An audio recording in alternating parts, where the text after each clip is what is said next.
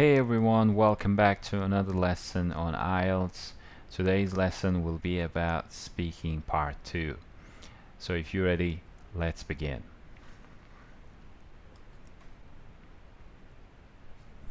First off, about an overview of speaking part 2.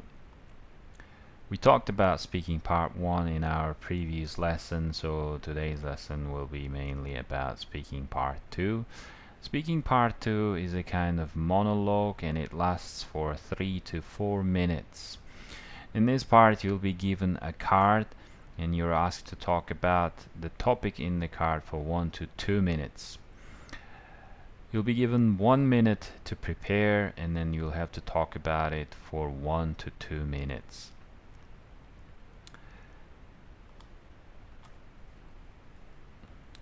So, just another reminder about the structure of part 2. There's a card from the examiner and there are 5 to 6 questions. 5 to 6 questions means you get different key questions that give you the order of your answer. If you follow those questions, you'll have a good order of your answer.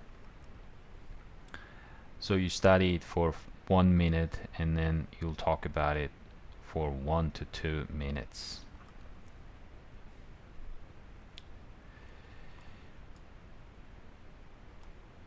This is a sample IELTS speaking part 2 question.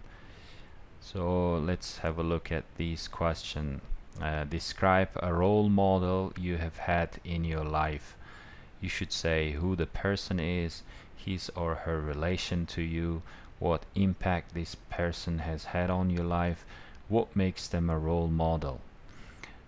So these are the things that we have seen earlier. You'll have 1 to 2 minutes to talk about this topic. You'll have 1 minute to prepare what you're going to say.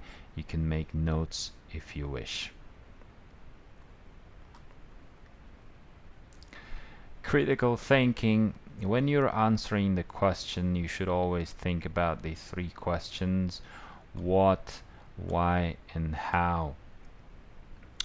For example, if you're answering the question we've just seen, it was about a role model.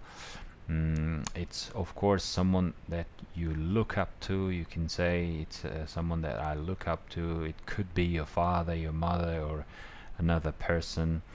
And then you give reasons why that person is your role model. When you're giving reasons, you can use different adjectives like he's honest, he's honorable, open-minded, educated, etc. And then you give examples. You basically describe your adjectives. You give examples like he's like a friend to me, he supports my good decisions, etc.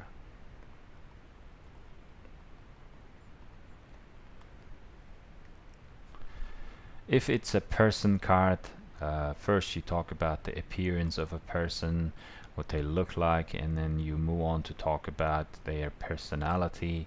When you're talking about someone's personality, you can use personality adjectives like he's funny, honest, strict, kind, etc.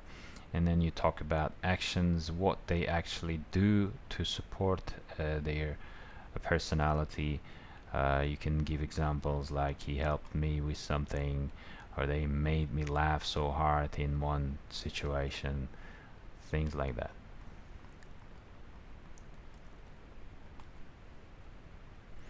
If it's an object card, again you'll start by talking about the appearance of an object. You can talk about the colors of an object. It's rather small or black.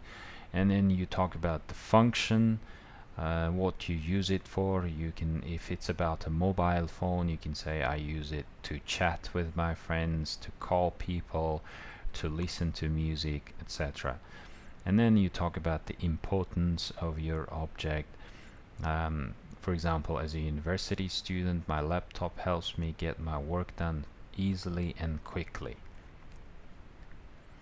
If it's an event card, first you need to talk about the type of the event, if it's a wedding, a meeting, or any other kind of event.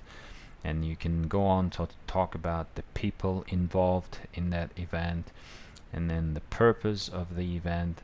Then you can talk about the activities during that event.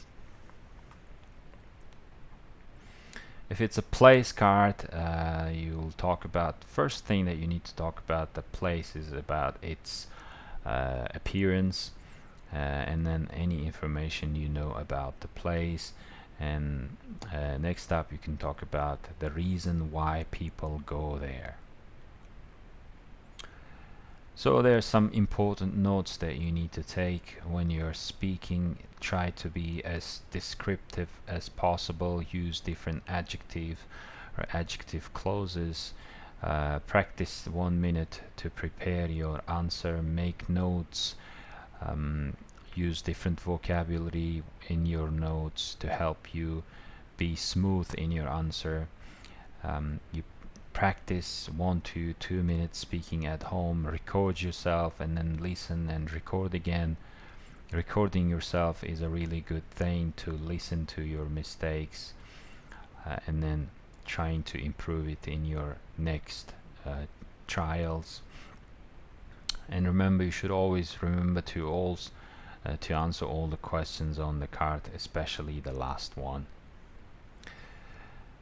Alright, so this was a very short lesson about speaking part 2. In the following lessons I will try to prepare some more lessons for speaking part 2. I'll also come up with some vocabularies that can help you with your speaking part 2 exam. So I'll see you next time. Goodbye.